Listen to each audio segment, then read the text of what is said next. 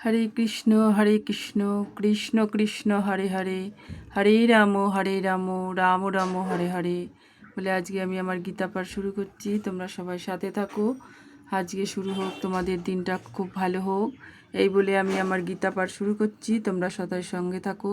মাত্র 20 মিনিট দিয়ে এই গীতা পাঠ শুনে আপনাদের সবার জীবন ধন্য হোক, এই কামনা করি। হরে কৃষ্ণ।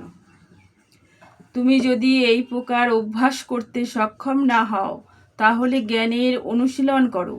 জ্ঞান থেকে ধ্যান শ্রেষ্ঠ এবং ধ্যান থেকে কর্মফল ত্যাগ শ্রেষ্ঠ। কেননা এই প্রকার কর্মফল ত্যাগে শান্তি লাভ হয়। পূর্ববর্তী শ্লোকে উল্লেখ করা হয়েছে যে ভক্তি 2 রকমের হয়। বৈধি ভক্তির পন্থা ও পরম পুরুষোত্তম ভগবানের প্রতি আসক্তি জনিত প্রেম ভক্তির পন্থা।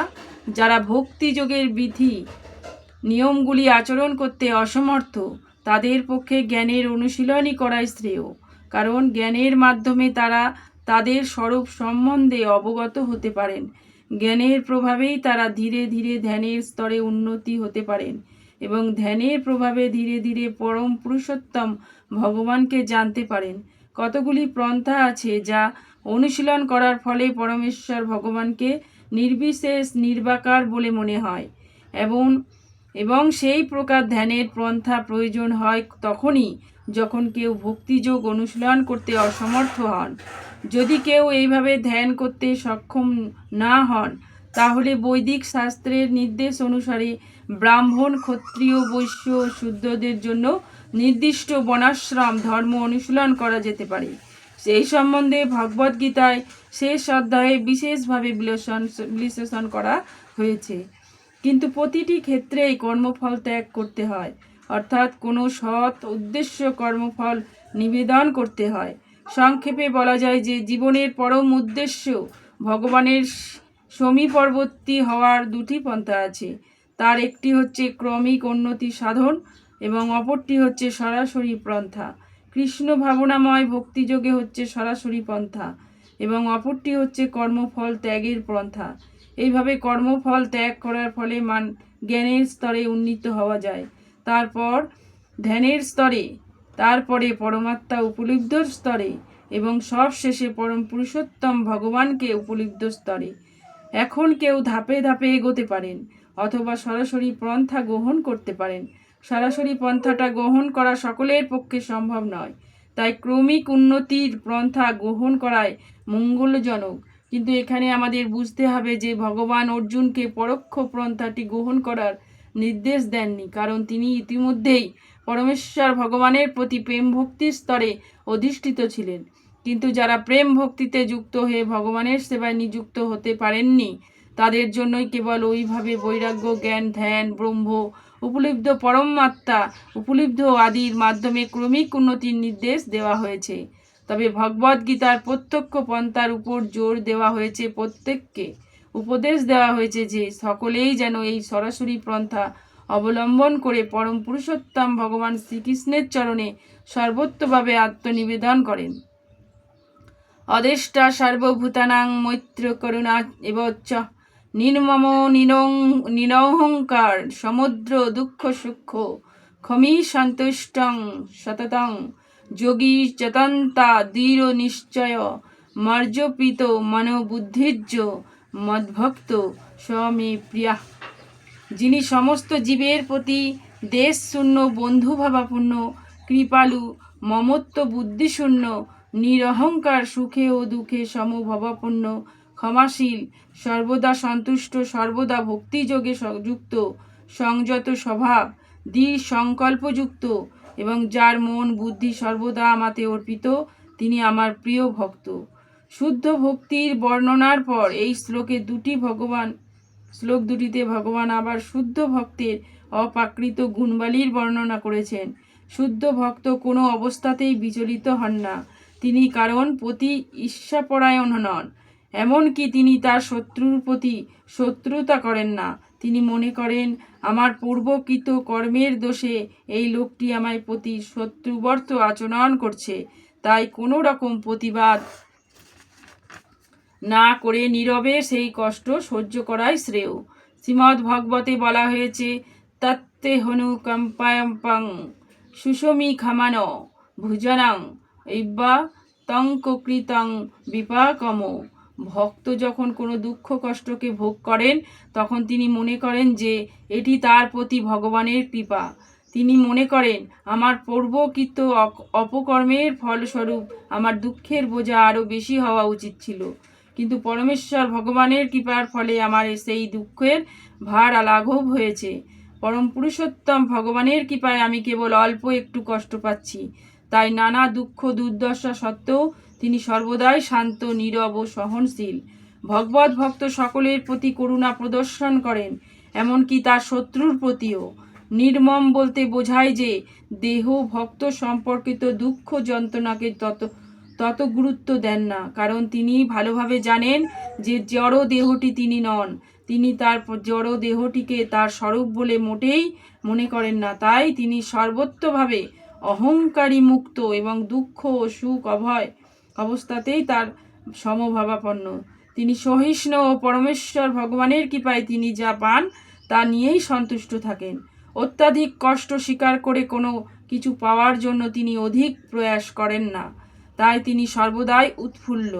তিনি হচ্ছেন যথার্থ যোগী, কারণ তিনি তার গুরুদেবের আদর্শ শিরোধার্য করে তার পালন করতে শিরসংকল্প, এবং যেহেতু তার ইন্দ্রিয়গুলি সংযত তাই তিনি দৃঢ় সংকল্প। তিনি কখনোই কুতর্কের দ্বারা প্রভাবিত হন না, কারণ ভগবত ভক্তির প্রতি তার দৃঢ় নিষ্ঠা থেকে কেউ তাকে বিচলিত করতে পারেন না। তিনি সর্বত্রভাবে সচেতন যে শ্রীকৃষ্ণই হচ্ছেন শাশ্বত চিরন্তন ভগবান, তাই কেউ তাকে বিচলিত করতে পারে না। তাই এই সমস্ত গুণবালী থাকার জন্য তিনি পরমেশ্বর ভগবান শ্রীচরণে নিজের সমস্ত মন বুদ্ধি সর্বত্রভাবে অর্পণ করতে পারেন। এই প্রকার উন্নত মানের ভগবত ভক্তি নিঃসন্দেহে অত্যন্ত দুর্লভ, কিন্তু ভগবত ভক্ত ভক্তিযোগের বিধিনির্দেশ পালন করে সেই স্তরে অধিষ্ঠিত হন। অধিকন্ত ভগবান বলেছেন যে এই ধরনের ভক্ত তার অতি প্রিয়, কারণ পূর্ণ কৃষ্ণ ভাবনাময় তার সমস্ত কার্যকলাপের প্রতি ভগবান সর্বদাই সন্তুষ্ট। যম্মানঃ দ্বিজতে লোকো লোকন্য দ্বিজতে চজ হর্ষামর্ষ ভয়োদ্য গর্গীয় মুক্ত স চ মে প্রিয়। মানে হচ্ছে, যার থেকে কেউ উদ্বেগ প্রাপ্ত হয় না, যিনি তার দ্বারা উদ্বেগ প্রাপ্ত হন না, এবং যিনি হর্ষ, ক্রোধ, ভয়, উদ্বেগ থেকে মুক্ত, তিনি আমার অত্যন্ত প্রিয়। ভক্তের আরও কয়েকটি গুণের কথা এখানে বর্ণনা করা হয়েছে। ভক্ত কখনো কারো দুঃখ, উৎকণ্ঠা, ভয় অথবা অসন্তোষের কারণ হন না। যেহেতু ভক্ত সকলের প্রতি কৃপাপরায়ণ, তাই তিনি কখনোই এমন কাজ করেন না যার ফলে তার উদ্বেগের সৃষ্টি হতে পারে। তেমনি কেউ যদি ভক্তকে উৎকণ্ঠ করতে চায় তাতে তিনি কোনো মতেই বিচলিত হন না। ভগবানের কৃপার ফলে তিনি এমনভাবে অভ্যস্ত যে কোনো রকম বাহ্যিক গোলযোগের দ্বারা তিনি বিচলিত হন না। প্রকৃতপক্ষে ভক্ত যেহেতু সর্বদাই শ্রীকৃষ্ণের সেবায় নিয়োজিত এবং শ্রীকৃষ্ণের ভাবনায় মগ্ন থাকেন, তাই জড় জগতের কোনো অবস্থাতেই তাকে বিচলিত করতে পারেন না। বৈষয়িক মানুষের সাধারণ ইন্দ্রিয় সুখ ও দেহ সুখের সম্ভাবনায় অত্যন্ত আনন্দিত হন, কিন্তু তিনি যখন দেখেন যে অন্যের কাছে ইন্দ্রিয় সুখ ভোগের এমন সমস্ত সামগ্রী রয়েছে তা তার কাছে নেই, তখন তিনি খুব বিমর্ষ হন এবং পরশিকতার হয়ে ওঠেন। যখন তিনি দেখেন তার শত্রুর আক্রমণের সম্ভাবনা রয়েছে, তখন তিনি ভয়ে ভীত স্বতন্ত্র হয়ে পড়েন, এবং তার জীবনে যখন ব্যর্থতা আসে তখন তিনি হতাশ হয়ে পড়েন। কিন্তু কৃষ্ণ ভক্ত সর্বদাই এই সমস্ত উপদ্রব থেকে মুক্ত, তাই তিনি ভগবান শ্রীকৃষ্ণের অত্যন্ত প্রিয়। অনপেক্ষ, শুচিদীক্ষ, উদাসীন, গত ব্যর্থ, সভারম্ভ পরিত্যাগিত যো মদভক্ত স মে প্রিয়া। যিনি নিরপেক্ষ, শুচিদক্ষ, উদাসীন, উদ্বেগ শূন্য এবং সমস্ত কর্মের ফলত্যাগী, তিনি আমার প্রিয় ভক্ত। ভক্তকে টাকা পয়সা দান করা যেতে পারে, কিন্তু তিনি কখনোই সেগুলি পাবার জন্য সংগ্রাম করেন না। ভগবানের কৃপায় যদি কেউ আপনা থেকেই তার কাছে টাকা পয়সা আসে তাতে তিনি বিচলিত হন না। ভক্ত স্বাভাবিকভাবেই দিনে দুবার স্নান করেন এবং ভগবানের সেবার জন্য খুব সকালে ঘুম থেকে ওঠেন। তাই তিনি স্বভাবতই অন্তরে ও বাইরে অত্যন্ত নির্মল। ভক্ত সর্বদাই সুদক্ষ, কারণ জীবনের সমস্ত কর্মের যথার্থ উদ্দেশ্য সম্বন্ধে তিনি সম্পূর্ণভাবে অবগত এবং প্রামাণিক শাস্ত্র সম্বন্ধে সর্বত্রভাবে নিঃসন্দেহে ভক্ত কখনোই কোনো বিশেষ দলের পক্ষে অবলম্বন করেন না। তাই তিনি সর্বদাই উদাসীন। তিনি সর্বব্যাধি বিনিমুক্ত। তাই তিনি কখনোই ক্লেশ ভোগ করেন না। তিনি জানেন যে তার দেহটি একটি মাত্র উপাধি মাত্র। তাই কখনোই যদি দেহের কোনো রকম যাতনা হয় তাতে তিনি অবিচলিত থাকেন। শুদ্ধ ভক্ত এমন কিছু প্রয়াস করেন না যা কৃষ্ণ ভক্তির প্রতিকূল। উদাহরণস্বরূপ বলা যায়, একটি বড় বাড়ি তৈরি করতে হলে অনেক শক্তি নিয়োগ করতে হয়, কিন্তু ভক্ত কখনোই এই ধরনের কাজে উদ্যোগী হন না যদি তা তার ভগবত ভক্তির উন্নতির সহায়ক না হয়। তিনি ভগবানের জন্য মন্দির তৈরি করতে পারেন এবং সেই জন্য সমস্ত রকমের উদ্বেগ উৎকণ্ঠা মাথা পেতে গ্রহণ করতে পারেন, কিন্তু তিনি তার আত্মীয় স্বজনদের জন্য বড় বাড়ি তৈরি করার কাজে প্রয়াসী হন না। যো ন হস্যতি ন দৃষ্টি ন শোচতি ন কক্ষন্তি শুভাশুভ পরিত্যাগী ভক্তি মানজ স মে প্রিয়। যিনি প্রিয় বস্তুর প্রাপ্তিতে হৃষ্ট হন না এবং অপ্রিয় বস্তুর প্রাপ্তিতে দেশ করেন না, যিনি প্রিয় বস্তুর বিয়োগ শোক করেন না, অপ্রাপ্ত হষ্ট বস্তু আকাঙ্ক্ষা করেন না এবং শুভ ও অশুভ সমস্ত কর্ম পরিত্যাগ করেছেন এবং যিনি ভক্তিযুক্ত, তিনি আমার প্রিয় ভক্ত।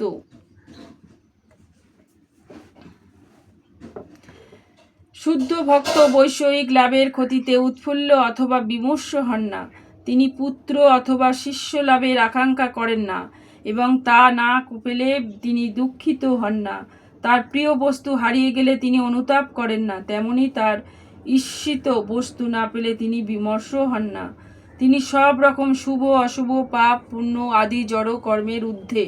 পরমেশ্বর ভগবান সন্তুষ্টি বিধানের জন্য তিনি সব রকম বিপদ বরণ করাতে প্রস্তুত।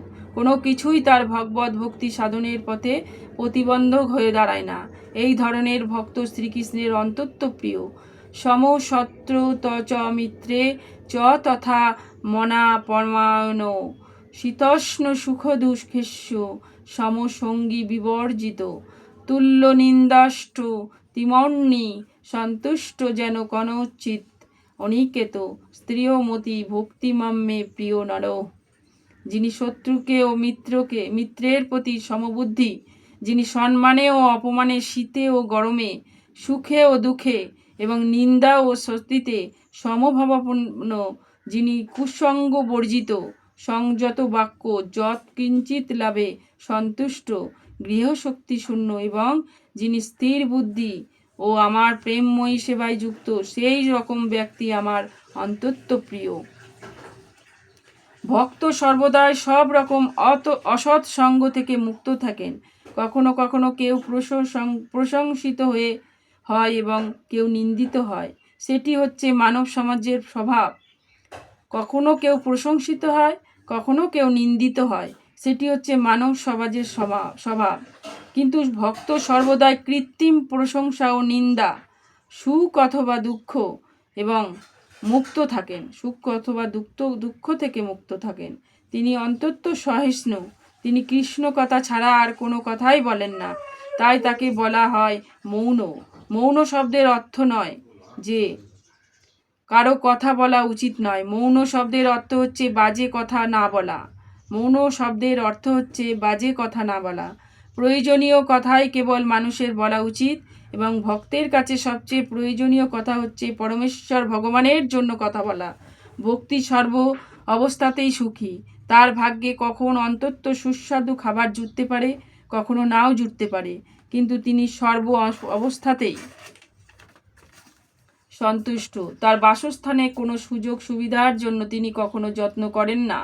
তিনি কখনো গাছের নিচে থাকতে পারেন, আবার বিরাট প্রাসাদম্পম অট্টালিকাতেও থাকতে পারেন, কিন্তু তিনি কোনো কিছুতেই আকৃষ্ট নন। তিনি হচ্ছেন অবিচালিত, কারণ তিনি সত্য সংকল্প জ্ঞানী। ভক্তের গুণবালী বর্ণনার মাঝে মাঝে পুনরুক্তি দেখা দিতে পারে, কিন্তু এই সমস্ত সদ্গুণ ব্যতীত কখনোই যে শুদ্ধ ভক্ত হওয়া যায় না, সেটি বুঝিয়ে দেবার জন্যই তা করা হয়েছে।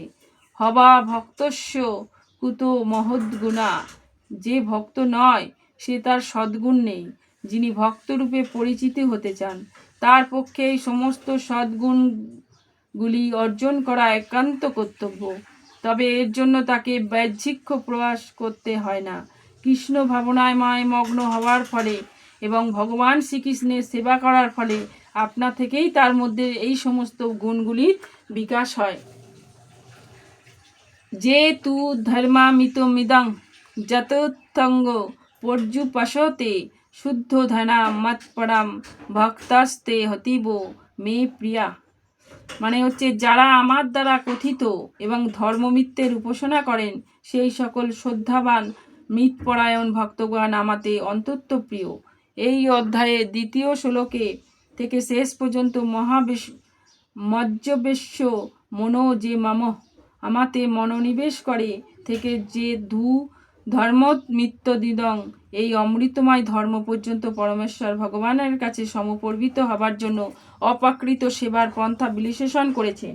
এই পন্থাগুলি ভগবানের অত্যন্ত প্রিয় এবং কোনো ব্যক্তি যখন সেগুলির মাধ্যমে নিয়োজিত হন ভগবান তখন তা গ্রহণ করেন। অর্জুন ভগবানের প্রশ্ন করেছিলেন যে নির্বিশেষ ব্রহ্মোপলব্ধির পন্থা অবলম্বন করেছিলেন এবং নির্বিশেষবাদী এবং অন্যান্য ভক্তি সহকারে পরম পুরুষোত্তম ভগবানের সেবা করেছেন, যে ভক্ত, এই দুজনের মধ্যে কে শ্রেয়? তার উত্তরে ভগবান তাকে স্পষ্টভাবে উত্তর দিলেন যে ভক্তিযোগে ভগবানের সেবা করাটাই হচ্ছে পারমার্থিক উপলব্ধির সর্বশ্রেষ্ঠ পন্থা। সেই সম্বন্ধে কোনো সন্দেহ নেই। পক্ষান্তরে বলা যায়, এই অধ্যায়ে নির্ধারিত করা হয়েছে যে সাধু সঙ্গের প্রভাবে অন্যান্য ভক্তিতে ভগবানের সেবা করার প্রতি আসক্তি জন্মায় এবং তার ফলে সদ্গুরু লাভ হয় এবং তারপরে তার কাছ থেকে শ্রবণ কীর্তন করা শুরু হয় এবং তখন দৃঢ় বিশ্বাস, আসক্তি ও ভক্তি সহকারে বৈদিক ভক্তির অনুশীলন সম্ভব হয়। এইভাবে ভগবানের অপ্রাকৃত সেবায় নিযুক্ত হতে হয়। এই অধ্যায়ে যে পন্থা অবলম্বন করা পরামর্শ দেওয়া হয়েছে, সুতরাং আত্মা উপলব্ধির জন্য পরম পুরুষোত্তম ভগবানের শ্রী পাদপদ্মের আশ্রয় লাভের জন্য ভক্তিযোগেই সেই পরম পন্থা, সেই সম্বন্ধে কোনো সন্দেহ নেই। পরম তত্ত্বের নির্বিশেষ উপলব্ধি করার যে পন্থা এই অধ্যায়ে বর্ণিত হয়েছে তা কেবল আত্ম উপলব্ধি লাভের পথে একান্ত প্রয়োজনীয়। আত্মা সমর্পণের সময় পর্যন্ত অনুশীলনের পরামর্শ দেওয়া হয়েছে। পক্ষান্তরে বলা যায় যে যতক্ষণ পর্যন্ত শুদ্ধ ভক্তের সঙ্গ লাভের সুযোগ না পাওয়া যায় ততক্ষণ পর্যন্ত নির্বিশেষ ব্রহ্মজ্যোতির ধ্যান করা লাভজনক হতে পারে, কিন্তু ভগবান সবিশেষে রূপের ভক্তিযুক্ত সেবাই হচ্ছে পরম প্রাপ্তি। পরমেশ্বর নির্বিশেষ অব্যক্ত রূপের উপাসনার কর্মফল ভোগের আশা পরিত্যাগ করে ধ্যান করতে হয় এবং জড় চেতনের পার্থক্য নিরূপণ করার জন্য জ্ঞান অর্জন করতে হয়। শুদ্ধ ভক্তের সঙ্গ লাভ না করা পর্যন্ত এই পন্থার প্রয়োজনীয়তা আছে, কিন্তু সৌভাগ্যক্রমে কেউ যদি সরাসরি অন্য ভক্তিতে ভগবানের সেবা করার সৌভাগ্য অর্জন করেন তাহলে তাকে তার ক্রমান্নতির মাধ্যমে পরমার্থ সাধনের পথে এগোতে হয় না। ভগবদ্গীতার মধ্যে ভাগ্যের 6টি অধ্যায়ে ভগবদ ভক্তি সম্বন্ধে যা বর্ণনা করা হয়েছে তা অত্যন্ত সহজ সাধ্য। এই পন্থায় দেহ ধারণ করার জন্য জড় বস্তু বিষয়ক দুশ্চিন্তা করতে হয় না, কারণ ভগবানের কৃপায় সব কিছু আপনা থেকেই সম্পাদিত হয়ে যায়। ইতি ভক্তিযোগ নামক শ্রীমদ্ ভগবদ্গীতার 12 অধ্যায়ের ভক্তি বেদান্ত তাৎপর্য সমাপ্ত হলো। হরে কৃষ্ণ কৃষ্ণ কৃষ্ণ হরে হরে, হরে রাম রাম রাম হরে হরে। এই বলে আজকে আমি আমার গীতা পাঠ শেষ করছি। সবার যদি ভালো লাগে অবশ্যই হরে কৃষ্ণ কৃষ্ণ কৃষ্ণ হরে হরে, হরে রাম রাম রাম হরে হরে কথাটা লিখতে ভুলো না। হরে কৃষ্ণ। রাধে রাধে লিখো, রাধে রাধে লিখো। তো মাত্র 20 মিনিটের সবাই অনেক সময় অনেক জায়গায় নষ্ট করো। এই মাত্র গীতা পাঠের 20 মিনিট শুনে তোমরা তোমাদের জীবনের সমস্ত দুঃখ অবশ্যই খুঁজবে। সেই দুঃখ দূর করার জন্য এই কবিতাটি অন্তত নিষ্ঠাভাবে পড়ো। হরে কৃষ্ণ কৃষ্ণ কৃষ্ণ হরে হরে, হরি বল হরি বল।